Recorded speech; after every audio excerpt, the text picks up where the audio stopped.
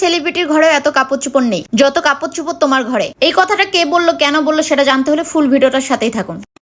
Hello everyone, আসসালামু আলাইকুম, welcome to my another blog. আমি যখন শোকেসটা সাজাচ্ছিলাম তখনই বলেছিলাম যে আমার ঘর সাজানোর অনেক ভিডিও আছে যেগুলো আমি স্টেপ বাই স্টেপ আপনাদের সাথে শেয়ার করব। সম্পূর্ণ ভিডিও যদি আমি অ্যাড করে শেয়ার করতে চাই তাহলে ভিডিওটা অনেক বেশি লং হয়ে যাবে। তাই প্রত্যেকটা ঘর সাজানোর ভিডিও আমি স্টেপ বাই স্টেপ দেখানোর চেষ্টা করতেছি। শুরুতেই আমি আগের যে আলমারিটা ছিল ওটার মধ্যে যত কাপড় চোপড় ছিল সেগুলো আমি বের করে নিচ্ছিলাম। কাপড়গুলোকে নিয়ে আমি অফিস রুমে রাখতেছিলাম, কারণ রাখার কোনো জায়গা পাচ্ছিলাম না খুঁজে। আর অফিস রুমে যেহেতু কোনো কিছু ঢুকাবো না, এই জন্য অফিস রুমে সবকিছু নিয়ে আমি স্টেপ বাই স্টেপ রাখতেছিলাম। ছোটবেলা থেকে আমি ঘর গুছাতে খুবই আগ্রহী ছিলাম। আমার ঘরকে যদি আমি অগোছানো দেখি তখন সবকিছু বাদ দিয়ে খেয়ে না খেয়ে আমি আমার রুম গোছাতে শুরু করে দেই। আলমারি থেকে যখন আমি জিনিসগুলো নামাচ্ছিলাম তখন আমি আমার ভাইয়ের বউকে আর আম্মুকে দেখাচ্ছিলাম যে এমনও কিছু শাড়ি আছে এখানে যেগুলো আমি কখনোই পরিনি। একদমই শাড়িগুলো নতুন ছিল।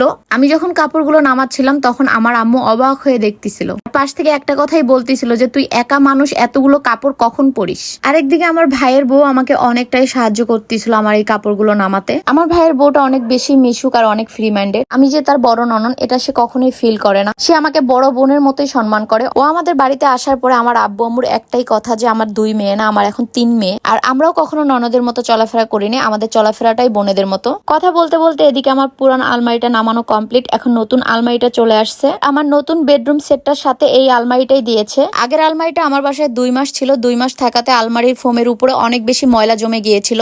যখন আমি দেখলাম যে ফোমের উপরে অনেক বেশি ময়লা পড়তেছে সেই জন্য আমি এই আলমারিতে আর ফোম দেইনি। তারা ফোম দিতে চাইছিল বাট আমি মানা করে দিয়েছিলাম। এই আলমারিটাতে পুরোটাতে আমি মিরর প্লাস গ্লাস সিস্টেম করে দিতে বলছিলাম। যেই কথা সেই কাজ, তারা অনেক সুন্দরভাবে মিরর প্লাস গ্লাস বসিয়ে দিয়েছে অনেক সুন্দর করে। যেভাবে ডিজাইনটা করে দিতে বলছিলাম সেইভাবেই করে দিয়েছে। আর আমার এই আলমারিটা হচ্ছে 3 পাল্টার, তার মধ্যে মাঝের পাল্লারটা আমি ফুল মিরর দিয়েছি। মিরর দেওয়ার রিজন হচ্ছে একটাই, সেটা হলো আমি যখন শাড়ি পরবো, শাড়ি পরে ফুল মিররটার সামনে দাঁড়িয়ে কতটা ভালো লাগবে সেটা দেখার জন্যই আলমারির এক পাল্টাতে ফুল মিরর করে দিয়েছি। আমি এদিকে কাজ করতেছিলাম আর আমার ভাইয়ের বউকে বলছিলাম যে তুমি সুন্দর করে আমাকে সব ভিডিও ক্লিপ গুলো করে দাও। আর আমার যত ভিডিও গুলো আপনারা দেখতে পাচ্ছেন সব ভিডিওই কিন্তু ও করে দিয়েছে। আরেকদিকে কথা বলতে বলতে আমি ফুল আলমারিটা অনেক সুন্দর ভাবে পরিষ্কার করে ফেললাম। অনেক ধুলাবালু জমে ছিল, এত পরিমাণে ধুলাবালু ছিল। যেহেতু ঢাকা থেকে আসছে প্রোডাক্ট গুলো সেহেতু ধুলাবালু একটু বেশি থাকারই কথা। তো আমি অনেক সুন্দর করে ফুল গ্লাস গুলোকে গ্লাস ক্লিনার দিয়ে পরিষ্কার করে নিলাম। আমার ফুল আলমারিটা ক্লিন করা শেষ। এখন আমি একটা কার্পেট বিছিয়ে নিলাম। এখন এক এক করে আমার আলমারিতে রাখার যে কাপড়গুলো সেই কাপড়গুলো নিয়ে এসে আমি কার্পেটের উপরে রাখতেছিলাম।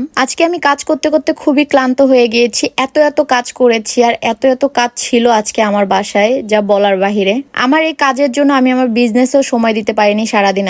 আজকে আমার কাজই ছিল ডাবল সবকিছু। পুরাতন ফার্নিচার গুলোকে বের করে দিয়েছি সব জিনিসপত্র নামিয়ে। দেন আবার নতুন ফার্নিচার আসার পরে সেগুলো আবার ধুয়ে মুছে ভালোভাবে গুছাতে হয়েছে। এই জন্য আমার কাজটাও ডাবল হয়ে গিয়েছিল। আমি যখন কাপড়গুলো আনতেছিলাম আর চিন্তা করতেছিলাম যে আমার এখানে এমনও কিছু কাপড় আছে যেগুলো শুধু আমি কিনে ফেলে রেখেছি, সেগুলো পরার আমার সুযোগ সময় কোনোটাই হয়নি। আরেকদিকে আমার ভাইয়ের বউ ভিডিও করতে করতে খুবই ক্লান্ত হয়ে গেছে। সে আমাকে বারবার বলতেছে আপু আপনার এত কাপড়, এই কাপড়ের ভিডিও করতে গেলে তো আমার 2 দিন লাগে যাবে। একটা মানুষের নিয়ে এত কাপড় থাকে। এখন গাইস আপনারাই বলেন আমার কি দোষ? আমি মার্কেটে গেলে যে কাপড়টাই পছন্দ হয় সাথে সাথে কিনে নিয়ে আসি। এই যে গাইস আমার সব তোলা কাপড়গুলো এখানে চলে আসছে। এখন এগুলো আমার আলমারিতে গুছানোর পালা। এত কাপড় দেখে আমার নিজেরই তো মাথা ঘুরতেছিল। আমি কোনটা থুয়ে কোনটা গুছাবো বুঝে উঠতে পারতেছিলাম না। বসে পড়লাম কাপড়ের মাঝখানে সব কাপড়গুলোকে নিয়ে। এখন এক এক করে কোনটা কোন জায়গায় রাখলে ভালো হবে সেটা বুঝে গুছাচ্ছিলাম। আমার এত তোলা কাপড় দেখে এদিকে আমার আম্মু আর আমার ভাইয়ের বউ আমাকে বলতেছিল যে অনলাইনে বিজনেস করিস, তোর বিজনেসের জন্য বাইরে থেকে কাপড় কেনার কি দরকার? তোর এই তোলা কাপড় দিয়ে তো তুই ভালো বিজনেস করতে পারতি, ভালো টাকা আয় করতে পারতি। এখন আপনারাই বলেন গাইস, আমি বিজনেস করি কাপড়ের তাই বলে কি আমার পার্সোনাল কোনো কাপড় থাকতে পারে না? যাই হোক, তারা এটা মজা করেই বলেছিল, কেউ আবার সিরিয়াস নেবেন না। আমি কিন্তু পুরাতন কোনো কাপড় সেল করি না। আমি যা সেল করি সব নতুন কাপড়ই সেল করি। তবে আপনাদের সাথে একটা মজার বিষয় শেয়ার করি। আমি যেহেতু অনলাইনে লেডিস ড্রেসগুলো সেল করি, মাঝে মধ্যে যদি আমার পার্সোনাল ড্রেসগুলো পরে আমি ভিডিও আপলোড করি, তারা সেই ড্রেসটা নেওয়ার জন্য খুবই আগ্রহ প্রকাশ করে, মনে করে যে এটাও মনে হয় আমার কোনো বিজনেসের ড্রেস। একদিন আমি একটা জর্জেটের সাদা শাড়ি পরে ভিডিও আপলোড করেছিলাম। একটা ছেলে আমাকে বিজনেসের ফোন দিয়ে বলে যে আপু এই শাড়িটা আমি নিব। তখন আমি তাকে বুঝাই যে ভাইয়া এটা আমার পার্সোনাল শাড়ি, এটা কোনো বিজনেসের শাড়ি না যে আমি আপনাকে সেল করব। তখন ভাইয়াটা বলে যে না আপু আমি এই শাড়িটাই নিবো, আপনি আমাকে এই শাড়িটাই দেন। আমি বলছি ভাইয়া এটা আমার পরনের শাড়ি, এই এক পিসি আছে আর এটা খুবই পছন্দের আমার একটা শাড়ি, আমি এই শাড়িটা সেল করতে পারবো। তখন সে বলে আপু সমস্যা নাই, আপনি যত টাকায় চান আমি দিব, আপনি আমাকে এই শাড়িটা দেন। আমি শত মানা করার পরও তাকে এটা মানাতে পারি নাই। আমি এটাও বুঝাইছি যে ভাইয়া আমি এই শাড়িটা কখনোই সেল করবো না, এটা হচ্ছে আমার পার্সোনাল শাড়ি এবং আমার খুবই পছন্দের একটা শাড়ি, আমি এটা গিফট পেয়েছি। সে কিছুতেই মানতে চায় না, সে তারপরও আমাকে বলছিল যে আপু আপনি যেভাবেই পারেন আমাকে এই শাড়িটা দেন। দেন অনেক বুঝানোর পরে সে মেনে গেছে। তারপরে আমি তাকে আমার বিজনেস থেকে একটা ভালো সুন্দর দেখে ড্রেস আমি তাকে দিয়েছিলাম। তো এরকম অনেকেই আছে যারা আমার পার্সোনাল ড্রেসগুলো পরে ভিডিও আপলোড করার সাথে সাথে তারা আমার এই ড্রেসগুলো নেওয়ার জন্য খুবই আগ্রহ প্রকাশ করেন। তবে আপনাদের সকলের উদ্দেশ্যে একটা কথাই বলবো, যখন আমি ভিডিও আপলোড করি তখন অবশ্যই আপনারা ক্যাপশনগুলো একটু চেক দিবেন। আমি যখন আমার পার্সোনাল ভিডিও ছাড়ি তখন কিন্তু কোনো ক্যাপশন আমি লিখি না, বাট আমি যখন বিজনেসের ড্রেসের ভিডিওগুলো ছাড়ি তখন কিন্তু নিচে সুন্দরভাবে ক্যাপশন দেওয়া থাকে ড্রেস পেজ। তো এটা ভালো করে একটু দেখে নেবেন, তাহলে কখনো আপনাদেরও মিস্টেক হবে না। আলমারিটা এদিকে প্রায় গোছানো কমপ্লিট আর এদিকে আমার ভাইয়ের বউ আমাকে হেল্প করতেছিল শাড়িগুলো গুছাতে। আমি শাড়ি গুছাচ্ছিলাম আর এদিকে আম্মু আর পাশের বাসার ভাবি এসে গল্প করতেছিল আমার সাথে।